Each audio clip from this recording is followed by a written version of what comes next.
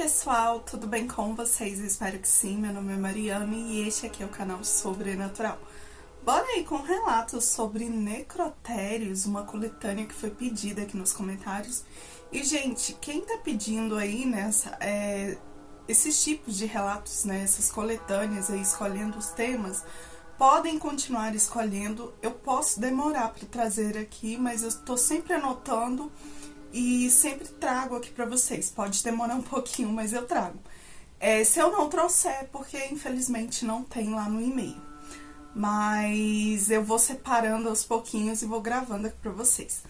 Então, antes da gente ir pra esses relatos sobre necrotérios, né, quem gosta do canal já deixa aí seu like bem no início, vai ajudar muito aqui no crescimento, na divulgação, na entrega dos vídeos. Se inscreva se você ainda não é inscrito. E ativa o sininho para não perder nenhuma notificação. E você que é inscrito, que não ativou o sininho, ative ele aí, porque isso é importante para o YouTube te entregar esses vídeos também. Se tiver algum relato, quiser me enviar, o e-mail tá aqui ó, na descrição do vídeo. E se esse vídeo tiver a função de hypar, hype ele aí pra mim. E galera, bora comentar aí, sempre com respeito, por favor. Mas quem puder deixar seus comentários, suas opiniões aí, é muito bom, é interessante, e eu sempre tô respondendo todos os comentários aí. Hoje mesmo eu vou ter que tirar um tempo, porque no final de semana eu não consegui responder nenhum. Mas eu tô sempre olhando, lendo, respondendo, interagindo com vocês também através dos comentários. Mas agora chega de papo, chega de enrolação e bora pra estes relatos aqui sobre necrotérios.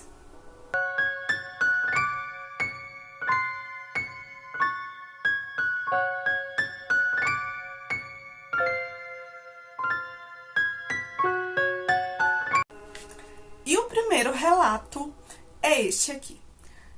Ele não sabia que estava morto. Oi Mariana, tudo bem? Meu nome é Rafael e hoje eu vou contar uma experiência que tive durante meu internato, antes de dar início à minha residência. E isso eu confesso que me marcou demais, me marcou pro resto da vida. Não falei isso para quase ninguém e até hoje eu fico arrepiado quando eu lembro. Acho que só quem passou por algo parecido vai entender o que eu quero dizer. Isso aconteceu em 2004, quando eu estava no último ano da faculdade de medicina. E foi aí que eu consegui um internato, graças a um professor que me indicou para um hospital em Belo Horizonte mesmo.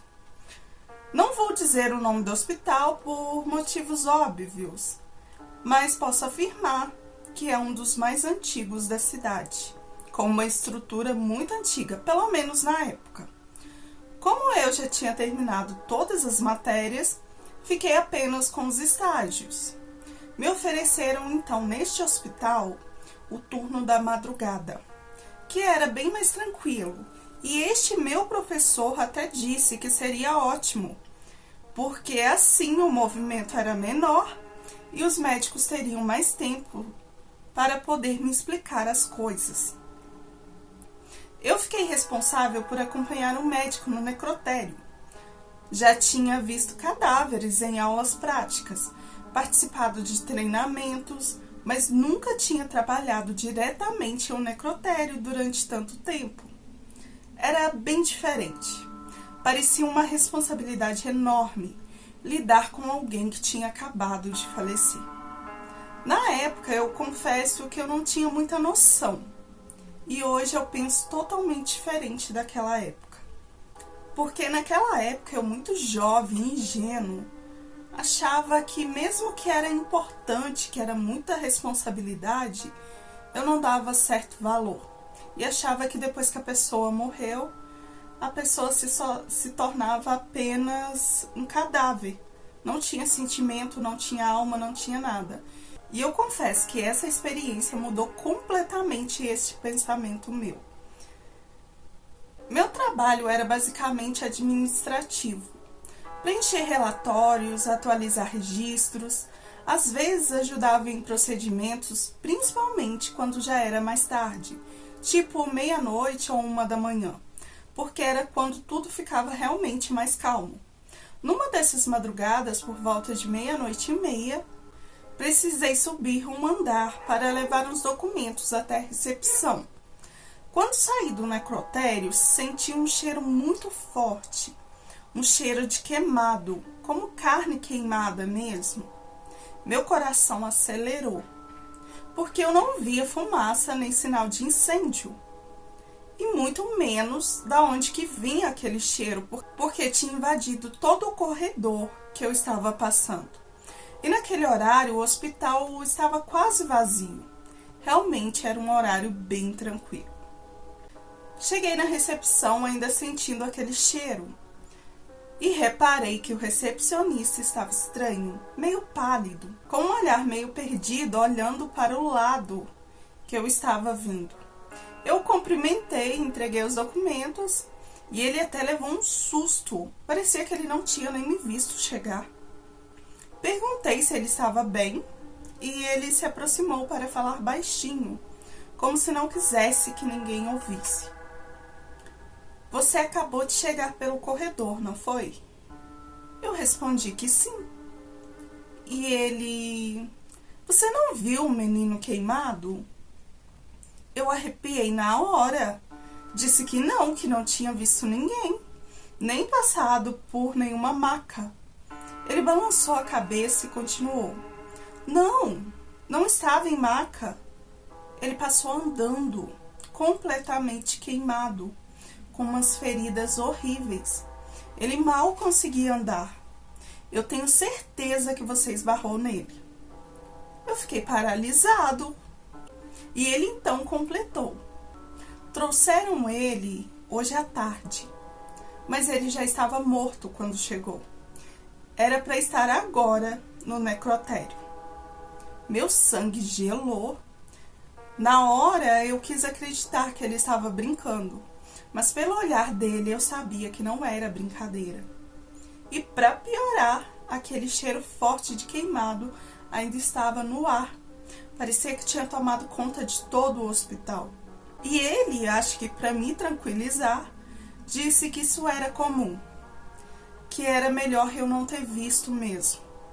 Falou ainda que se algum dia eu visse alguém assim, era para não falar nada, não interagir, porque eles não sabiam que tinham morrido, que ele sempre via alguns pacientes que faleceram no hospital.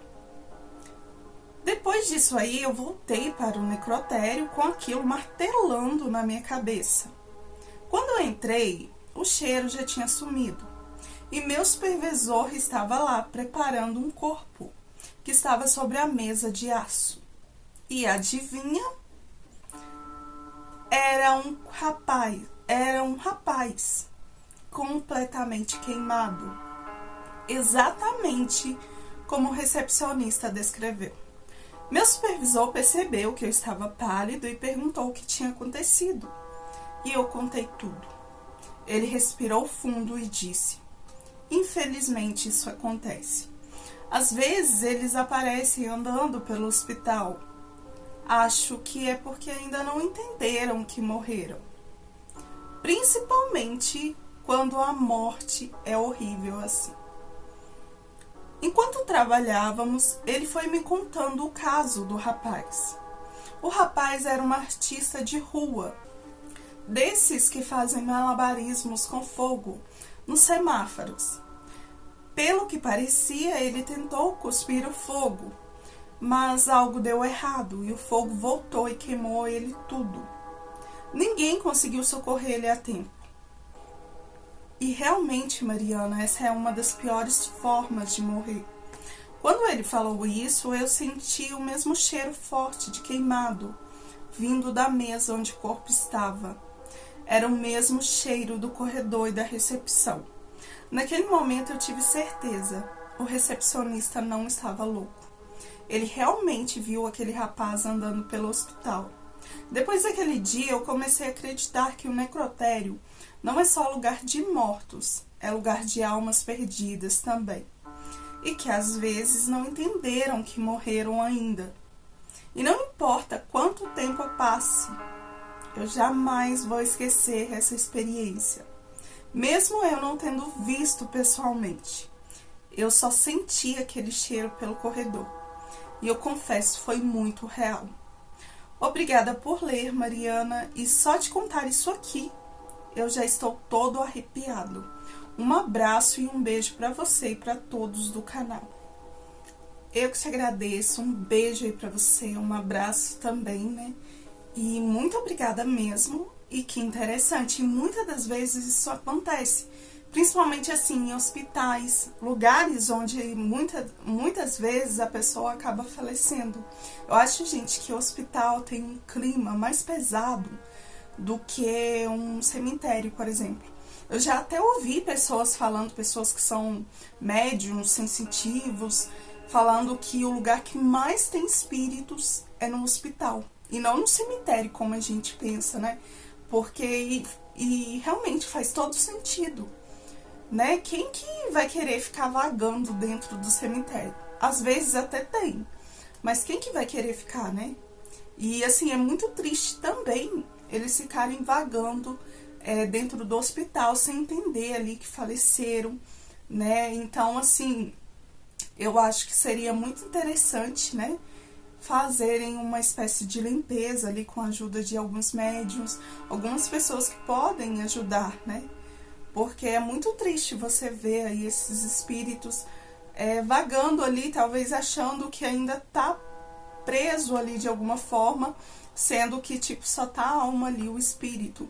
E muitas das vezes é o que ele falou, não entende que faleceu.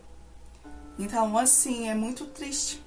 E, tipo, ele não viu nada, mas o recepcionista e o supervisor dele, eles falaram que isso é comum, né, acontecer e que eles não entendem, né, que faleceram.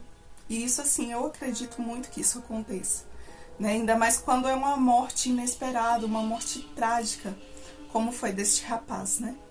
Mas é bem interessante e vamos aqui pro próximo relato, que é este aqui. A mulher que saiu do freezer sozinha. Oi Mariana, tudo bem? Meu nome é Marcelo e eu precisava compartilhar isso porque até hoje eu não encontrei uma explicação. E talvez você ou os inscritos possam me ajudar a entender e achar pelo menos uma explicação plausível. Trabalhei muitos anos em hospitais, mas o que eu vivi em 2005 nunca saiu da minha cabeça. Naquela época eu tinha 28 anos e já tinha experiência com o trabalho feito depois que uma pessoa falece. Em 2005 eu fui contratado para trabalhar no necrotério de um hospital que fica aqui no interior de Goiás. Não vou citar o nome do hospital, mas era uma estrutura antiga. Acho que a maioria dos hospitais do nosso país, né, os primeiros hospitais são estruturas antigas. E lá tinha um grande problema. Além da estrutura ser muito antiga, era cheia de problemas e negligências. Espero que hoje as coisas lá tenham mudado, porque naquela época era tudo bem complicado. A área do necrotério ficava no subsolo, era conhecida como o depósito. Sim, eles chamavam aquela área de depósito. Lá só trabalhavam 2 pessoas no turno. Eu e um colega mais velho, o Cláudio, que pode falar o nome dele sem problemas, e ele na época tinha 43 anos. Ele era bem experiente e se tornou também um grande amigo meu. Nós dois éramos os únicos com acesso ao necrotério. Ninguém entrava lá sem a gente. E só existia também 2 chaves. Uma comigo e a outra com ele. Era um lugar solitário, frio e muito silencioso. Eu confesso que eu gostava. As pessoas nem gostavam muito de chegar perto. Enfermeiros, seguranças... Ninguém podia entrar também sem nossa autorização. E nós fazíamos de tudo para manter aquele lugar organizado, mesmo com as condições precárias. Havia uma única mesa de aço, pouquíssimos instrumentos e vários freezes e só. Agora eu preciso te contar o que aconteceu numa tarde, por volta das 2 horas da tarde. Isso aconteceu no meu primeiro ano lá. O Cláudio saiu mais cedo para resolver uns problemas pessoais e aproveitar para almoçar. E eu saí uns 40 minutos depois, trancando o necrotério como sempre. Cada um com sua chave sem erro. Quando eu voltei do refeitório, ainda sozinho, abri a porta com a minha chave e entrei. Assim que eu fechei a porta, eu vi algo que até hoje me arrepia. Através de uma cortina transparente, havia alguém sentado. Era possível ver a silhueta um pouco distorcida. E pelo cabelo comprido, parecia realmente uma mulher. Na hora eu pensei, quem entrou aqui? Eu corri os olhos pelo ambiente, mas não tinha nada de diferente. Só aquela figura sentada. Eu falei então em voz alta, boa tarde, tudo bem? E nenhuma resposta. Me aproximei devagar e repeti, boa tarde, com licença. Mas nada. Então eu respirei fundo, puxei a cortina e quase desmaiei. Era uma mulher morta, sentada de cabeça erguida e olhos fechados. Ela estava imóvel e eu sabia exatamente quem ela era. Era uma paciente que tinha dado entrada dias antes. Eu mesma tinha colocado o corpo dela no freezer. Estávamos esperando os familiares que moravam em outro estado retirar o corpo. Como ela saiu dali sozinha e foi parar sentada naquela cadeira? Mariana, eu vi aquilo com toda a luz da sala acesa. Não era sombra e muito menos imaginação. Era ela, do jeito que ela estava no dia em que chegou. Ou pior, né? Saí correndo para fora da sala, assustado, fiquei encostado na parede, tremendo. Eu não tinha coragem de entrar de novo. Foram 15 minutos de puro pânico até o Cláudio chegar. E não tinha como ser o Cláudio, fazendo uma espécie de brincadeira de mau gosto, pois ele realmente ainda não tinha voltado. Ele estava chegando naquela hora. Quando eu vi ele sair do elevador, eu praticamente voei até ele gritando, alguém invadiu o necrotério. Ele arregalou os olhos e veio correndo comigo. Quando abrimos a porta, ela ainda estava lá. Ele ficou paralisado ali na porta, me olhou e só perguntou, é dela que você está falando? E eu só consegui balançar a cabeça afirmando. Ele respirou fundo e disse que precisávamos colocar ela de volta no freezer. Então fomos com luvas, máscaras, tentando manter ali a calma. Mas eu tinha a sensação horrível de que ela ia abrir os olhos ou ia me segurar. E colocamos ela na mesa de aço e começamos a procurar a bolsa plástica, onde o corpo estava no freezer. É uma bolsa bem comum que a gente coloca para proteger um pouco os cadáveres do frio. E ela simplesmente sumiu, não estava em lugar nenhum. Tudo indicava que ninguém tinha mexido ali, porque só nós dois tínhamos a chave. Mesmo assim, conferimos o local, conferimos no freezer e estava tudo vazio, nem sinal dessa bolsa. Cláudio me olhou e disse, não vamos chamar a segurança. Se alguém souber disso, vamos ter problemas. Mas como ela saiu? Eu não tinha resposta, nem ele.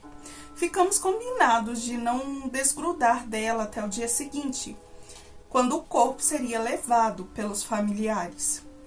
Aquela noite foi horrível. Eu fui embora, mas ele me ligou dizendo que ficou acordado a madrugada inteira, com medo de acontecer de novo. No outro dia, vieram buscar o corpo dela. E não houve, assim, nenhum problema. Mas aquela cadeira onde ela estava sentada, nunca mais usamos. E a bolsa onde ela estava no freezer, nunca mais apareceu também. Até hoje, eu e o Cláudio, nunca falamos disso com ninguém. E eu fico pensando, foi alguém que entrou? Ou ela mesmo que saiu? E se foi, como que ela fez isso? Depois desse dia eu comecei a acreditar que algumas coisas simplesmente não podem ser explicadas, como este caso. Obrigada pelo espaço, Mariana. Nunca contei isso pra ninguém, além do Cláudio. E só agora divido com você e os inscritos. E peço a opinião de vocês. Termina aqui o relato dele. Muito obrigada. Um beijo aí pra você. Então, é sem explicação, né? Eu não sei se, né, os inscritos que estiverem vendo aqui o vídeo, né, ouvindo, eu não sei se vai ter aí uma explicação.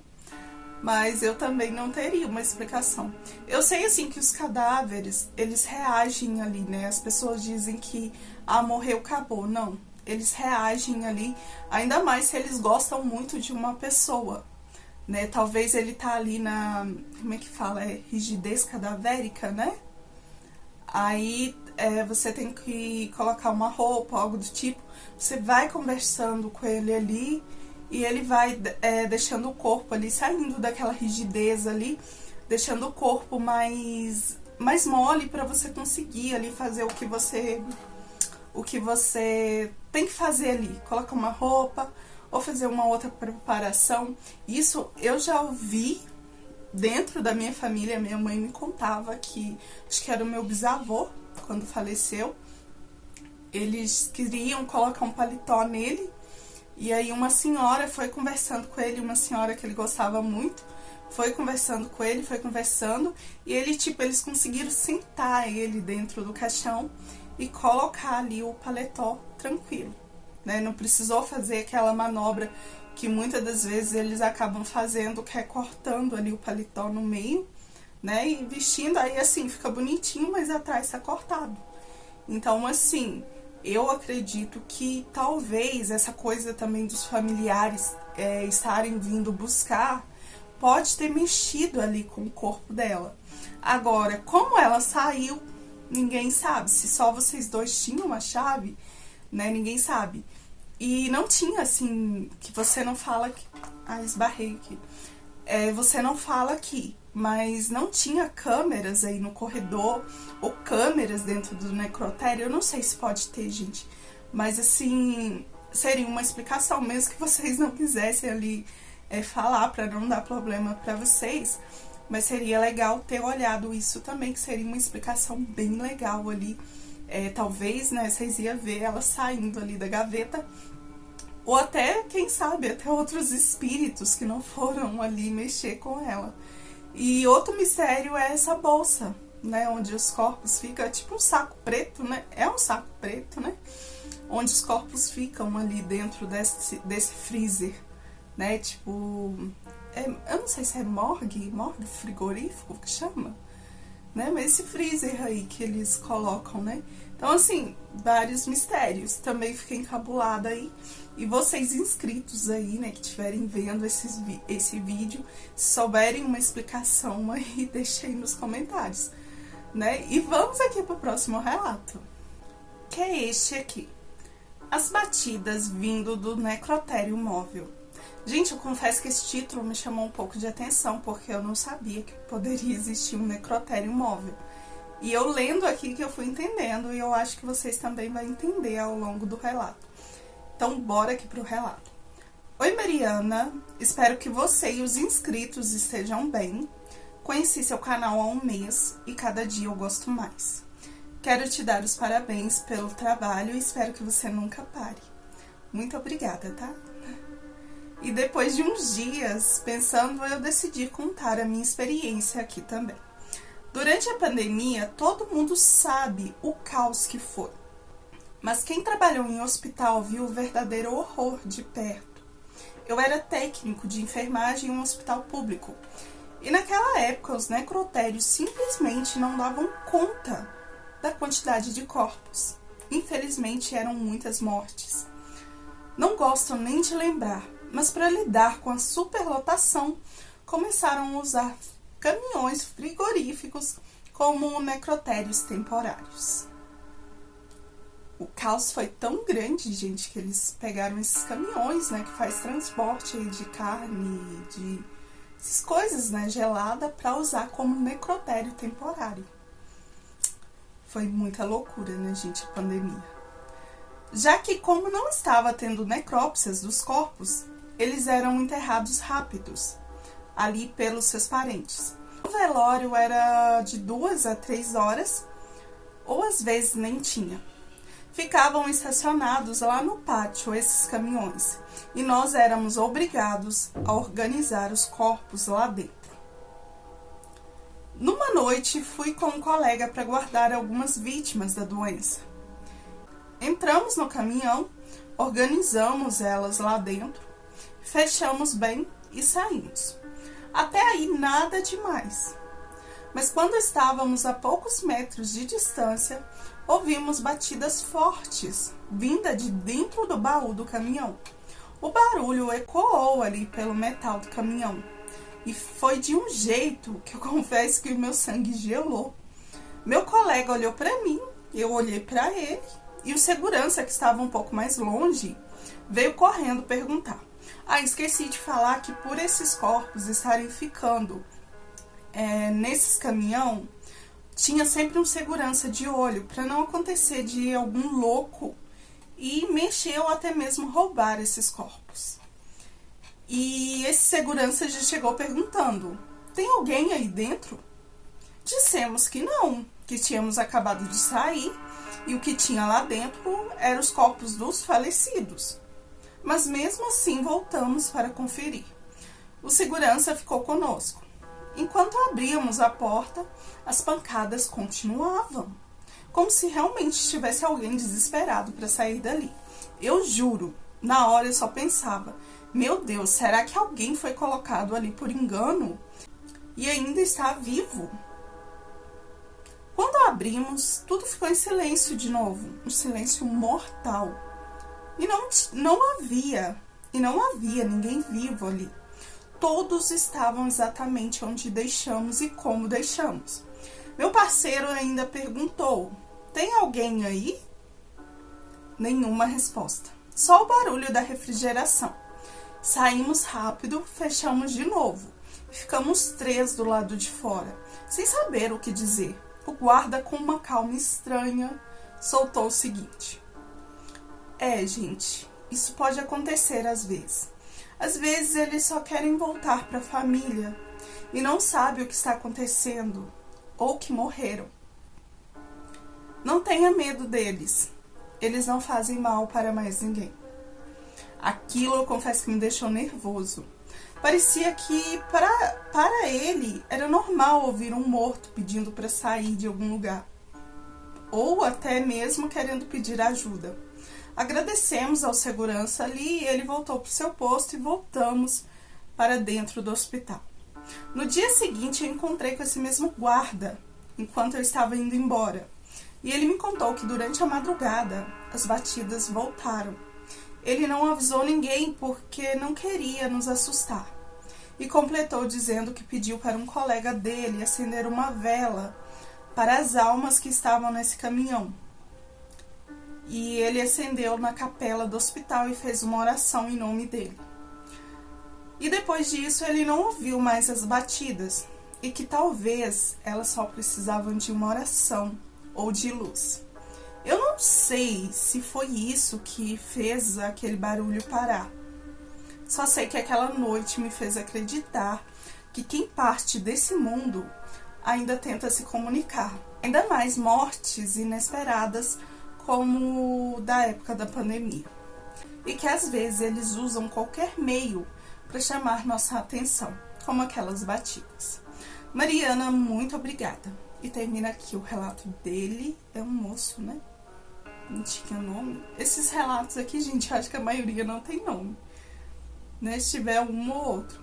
Mas muito obrigada, um beijo aí pra você. Muito obrigada pelo relato. E, gente, realmente, a época da pandemia foi um caos. E quando eu vi esse título aqui, tipo, necrotério móvel, como assim? Aí que eu fui lendo, que eu fui entendendo aqui que a situação era tão precária, né? Que era, gente, era tipo, todo dia a gente via lá, não só aqui no Brasil, né? No mundo inteiro, né? Tanto lá de pessoas que faleceram nos países. E assim, era uma loucura, né? Era muito louco. E eles tiveram que usar esse meio aí E por não tá tendo ali necrópsia, essas coisas, então assim, pra eles foi um meio que ajudou ali, porque onde que eles iam deixar esses corpos?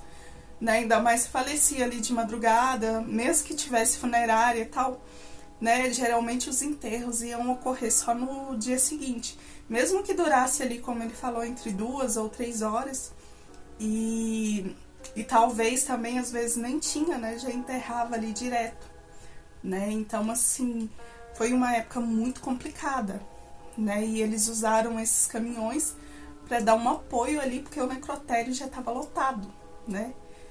Então, gente, nossa, eu fiquei em choque, assim, com o título do relato. E quando eu li, eu fiquei assim, mas, né? Que aí você pensa, cara, foi... Não é que não é um descaso, né? Porque eles fizeram ali algo realmente pra ajudar. Mas, assim, o caos que foi, sabe? Gente, pelo menos eu lembrar disso, né? Dessa época, todo mundo com medo, que eu fiquei com medo.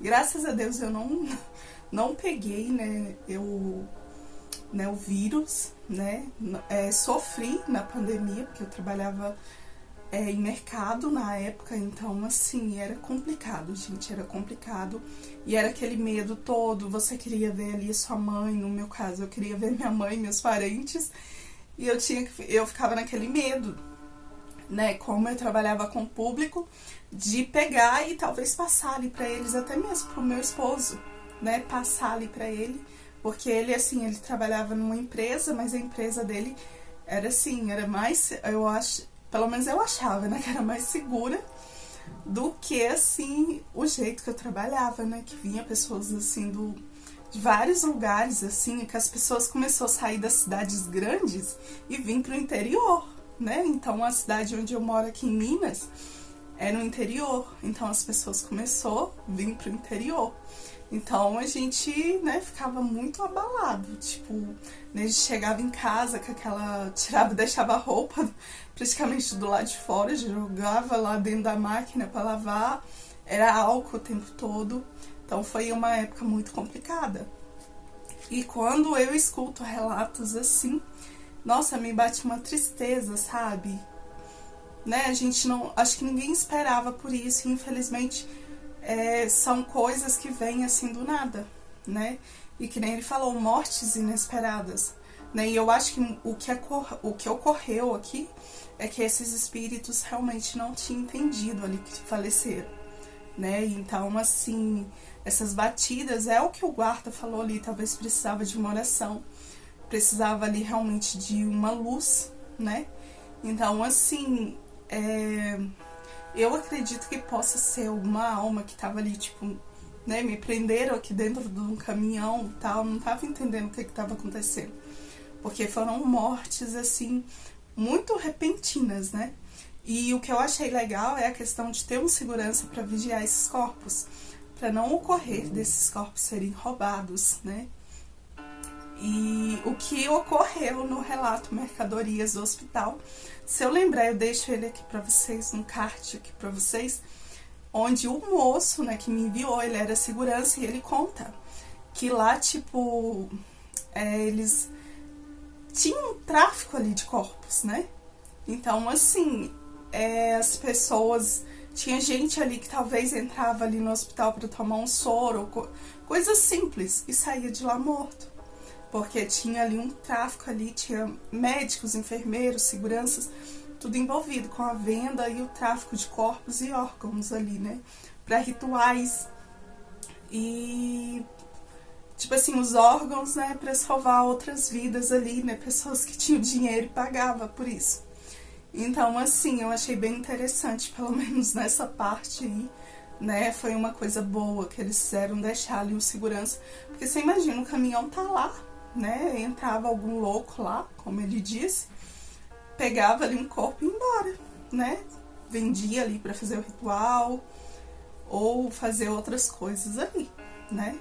E essa época, né, da pandemia, para eles foi muito mais fácil, pelo menos que nem Mercadorias do Hospital, foi muito mais fácil eles fazerem isso, entendeu? Porque tudo ali jogava a culpa ali no vírus. Então, assim, para eles foram muito mais fáceis, né? Mas eu já falei demais, desculpa aí pelo comentário longo. E vamos aqui pro próximo relato, que é este aqui. De onde veio aquela oração? Oi, Mariana, tudo bem? Primeiro quero dizer que estou apaixonada pelo canal. E agora eu vou te contar 2 experiências que eu vivi em hospitais diferentes. A primeira, eu trabalhava como enfermeira noturna em um hospital no interior de Minas Gerais.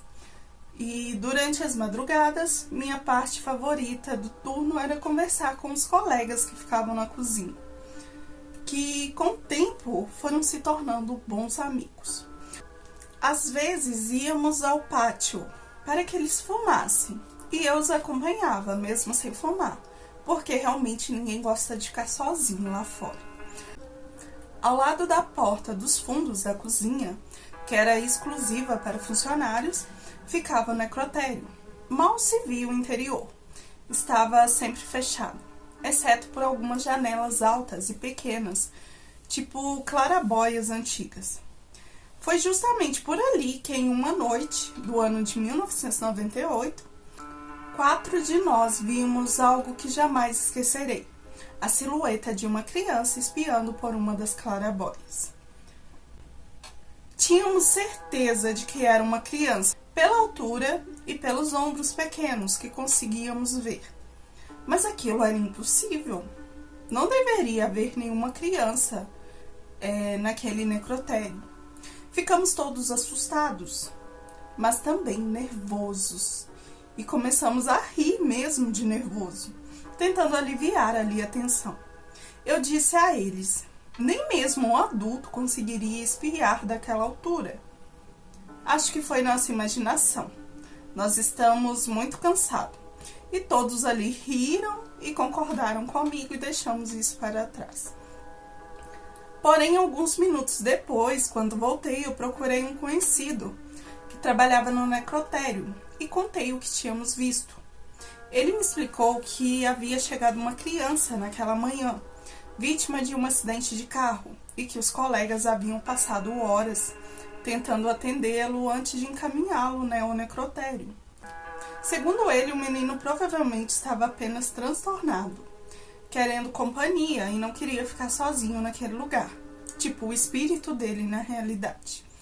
A segunda experiência, isso já mais tarde, já em 2008, foi em outro hospital, só que agora na capital, em Belo Horizonte. Vivi algo igualmente inexplicável. Nessa época eu era responsável por ajudar no necrotério. E um homem idoso havia morrido de parada cardíaca e estava muito rígido. E quando chegamos ao necrotério, eu comecei a trabalhar com ele. E trabalhar com ele exigia muito cuidado. Eu precisava ajudá-lo a relaxar o corpo. Comecei a conversar com ele, o tranquilizando, mesmo sabendo que ele estava sem vida. Mas acredite se quiser, isso funciona. É o que eu falei no comentário acima, né? Enquanto eu o preparava, eu comecei a ouvir vozes de uma oração. E aquilo vinha ecoando ali pelo corredor do lado de fora do necrotério. Era impossível. Não havia ninguém autorizado ali. Apenas os funcionários e familiares que só poderiam subir com autorização. Eu saí para verificar, mas o corredor estava completamente vazio. Um silêncio pesado tomou conta do lugar. Eu tentei me distrair e voltei ali para aquele homem, ali para aquele senhor. E para minha surpresa, ele estava rigidamente na mesma posição de antes.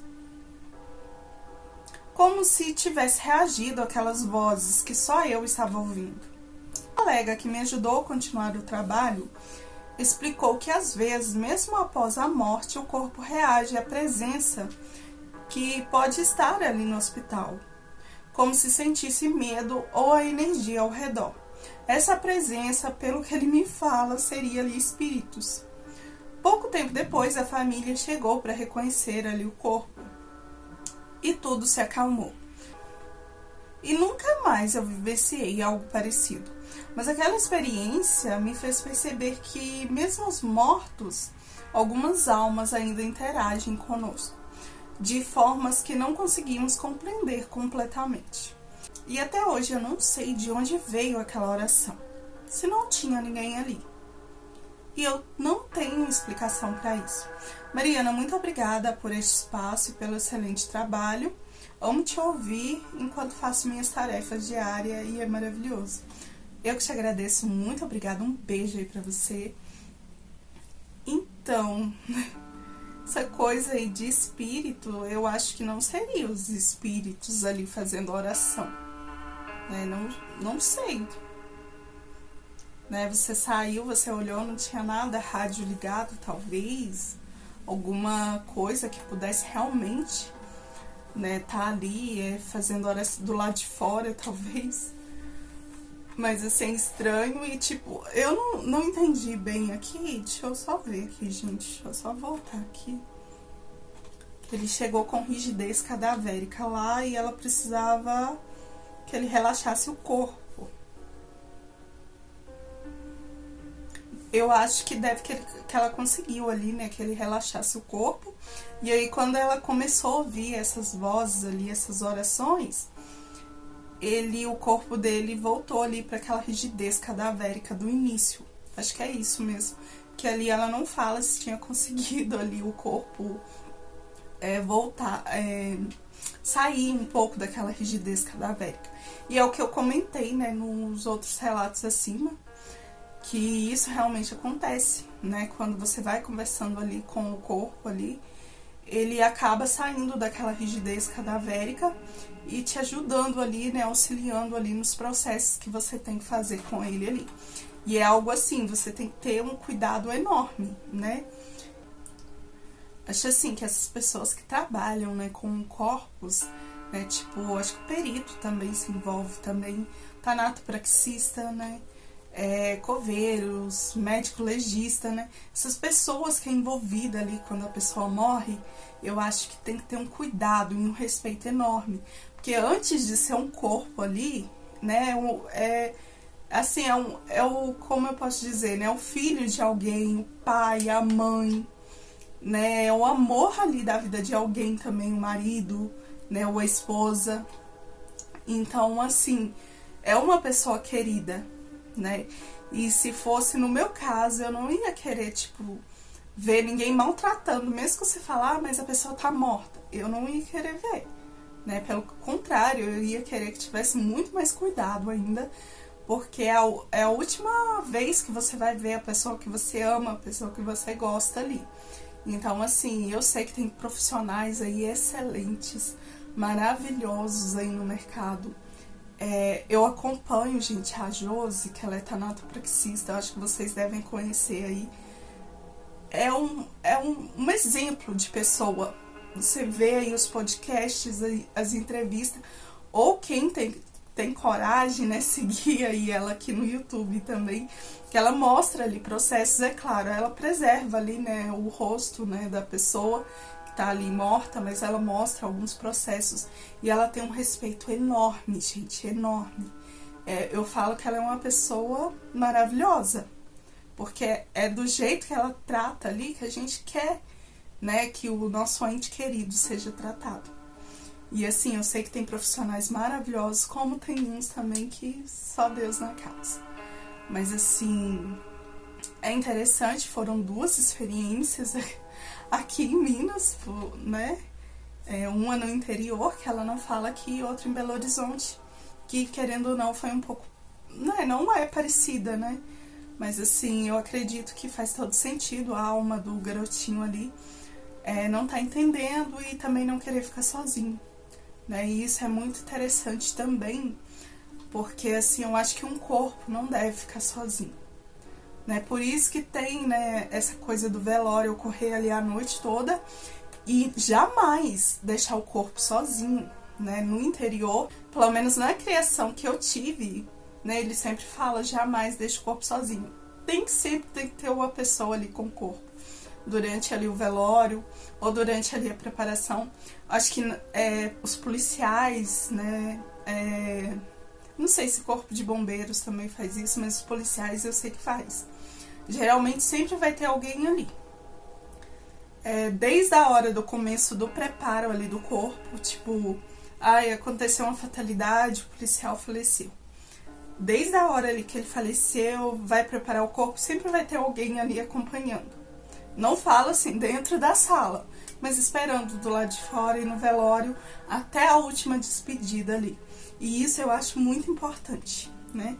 Mas assim, gente, bora aqui pro próximo e último relato, porque eu tô falando demais aqui, tá? Então desculpa aí por estar comentando muito aqui com vocês. E o último relato é este aqui: o cadáver que se mexeu. Oi Mariana, tudo bem? Pode me chamar de Lalo, é um nome fictício, e trabalha há mais de 17 anos em serviços médicos legais, no interior de São Paulo. Por questão de segurança e ética, não posso revelar muitos detalhes sobre a minha instituição ou posição, mas quero compartilhar uma experiência que vivi no necrotério e que até hoje me assombra. Era uma tarde de abril de 2019, quando trouxeram para o necrotério uma mulher de 63 anos. Era uma mulher chamada Dona Célia, nome fictício também que eu vou dar aqui. Ela havia sido encontrada morta em sua casa, em um bairro antigo de uma cidade também fictícia, que eu irei chamar de Vila Esperança. E a situação era realmente extrema e estranha. Enquanto eu fui analisar ali o corpo no necrotério, os meus outros colegas foram até a casa. E segundo os relatos anônimos ali de vizinhos, ninguém via a Dona Célia há cerca de uma semana. E a casa dela cheirava fortemente a putrefação. Ela morava sozinha. O marido havia falecido há 3 anos. E não tinha parentes próximos. O mais estranho eram os sinais em seu corpo. Dona Célia morreu de hemorragia interna. Mas as únicas marcas eram 2 cortes profundos em suas costas, do tamanho de garras largas, que iam dos ombros até a região do quadril. Nossa! Não havia sinais de arrombamento, luta ou invasão. Os vizinhos não ouviram nada e a casa estava trancada, com todas as chaves dentro. Uma vizinha comentou apenas que nas últimas semanas um padre a havia visitado algumas vezes. Um padre que era muito conhecido por realizar rituais de exorcismo ali pelo bairro. Quando comecei a trabalhar no caso, coloquei a Dona Célia sobre a mesa do necrotério. E notei algo impossível. Seus olhos estavam abertos e eu já havia lidado com cadáveres durante décadas, mas nunca tinha visto nada assim. Então eu os fechei e, ao me afastar para pegar alguns instrumentos, quando voltei, seus olhos estavam abertos novamente. Só que agora eles estavam virados em minha direção, mas sem me encarar diretamente. Depois de alguns minutos, a sua cabeça parecia se mover sozinha. Os objetos que eu havia deixado ali sobre o corpo dela haviam sido cuidadosamente voltados para a bandeja ao lado. Eu comecei a estranhar. E lembrando que sempre que eu vou fazer esse tipo de trabalho, eu sempre peço licença, permissão e faço uma oração antes. A situação se tornou ainda mais assustadora quando eu ouvi o ferro da mesa ranger e percebi que Dona Célia sentara lentamente sobre ele, como se estivesse viva sobre a mesa, né? E quando eu me virei, que eu vi ela sentada, ela apenas deitou-se novamente. O som do suspiro que ela soltou era de alguém vivo, cansado e não de um cadáver. Porque geralmente ouvimos som de gases, que às vezes confundimos com até mesmo respirações. Mas o dela era diferente. Eu não conseguia me mexer, não havia uma explicação racional para o que estava acontecendo ali. Mais uma vez eu fiz uma oração e pedi permissão ali. E disse a ela que, seja lá o que tinha acontecido com ela, nós iríamos descobrir. Só que mais tarde um padre chegou para retirar-lhe o corpo. E descobri que não se tratava do mesmo homem, do mesmo padre que havia visitado a sua casa. E ninguém parecia exatamente saber para onde ela iria, para onde ele iria levá-la. Colocaram em uma van preta e desapareceram. Os exames laboratoriais não mostraram nada de incomum. Ninguém jamais descobriu o que realmente acontecia. Esse caso marcou muito a minha vida. Mostrou que mesmo dentro da rotina de um necrotério, há acontecimentos que desafiam toda explicação e lógica. Algo invisível que toca a vida e a morte das pessoas de maneira que nunca imaginamos. Até hoje, cada vez que penso em Dona Célia, sinto que parte de sua história continua presente, de alguma forma. Às vezes penso até que ela talvez estava possuída e que eram estes padres. Às vezes até penso, será que ela estava possuída?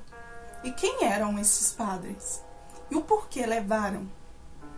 Foi algo que ficou sem explicação para mim. Mariana, desculpa por não dar muitos detalhes, mas é porque realmente eu não posso. Mas eu queria dividir isso com você. E se acaso tiver erros, eu também peço desculpa. Um beijo para você e adoro o seu canal. Um beijo para você, muito obrigada. Ai, gente, imagina, você tá ali preparando o corpo, aí você, tipo, coloca um instrumento lá. Aí quando você vira, o instrumento tá de volta na bandeja ali. Aí até aí você fala, não, posso ter me confundido.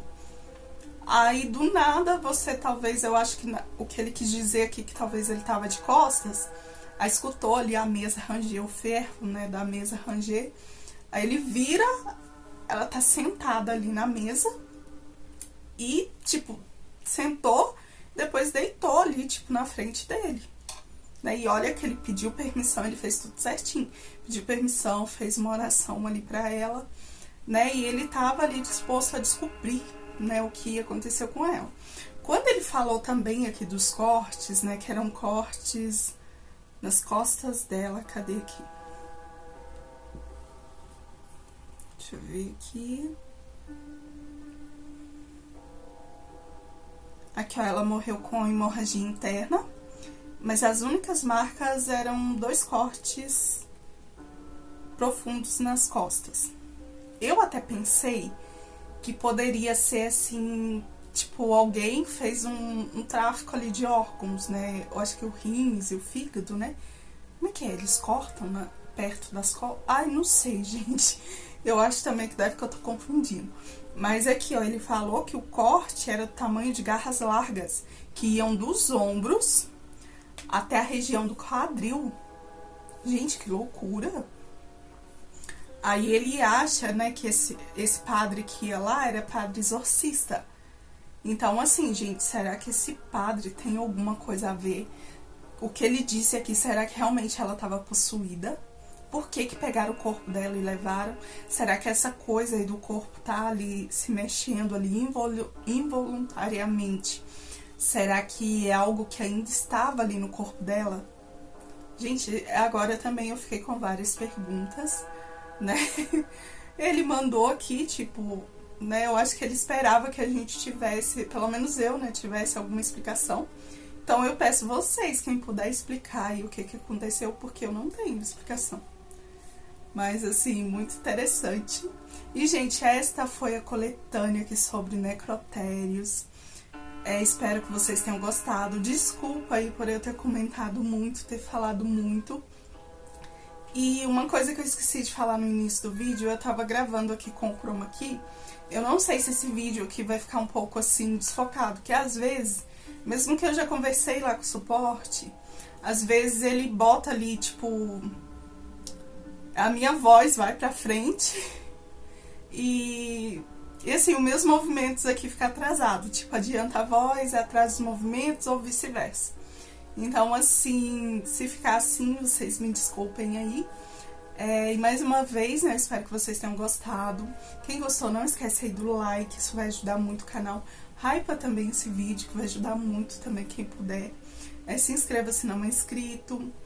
Se tiver algum relato, quiser mandar aqui pra mim, o e-mail tá aqui, ó, na descrição do vídeo, assim como o link das minhas outras redes sociais também.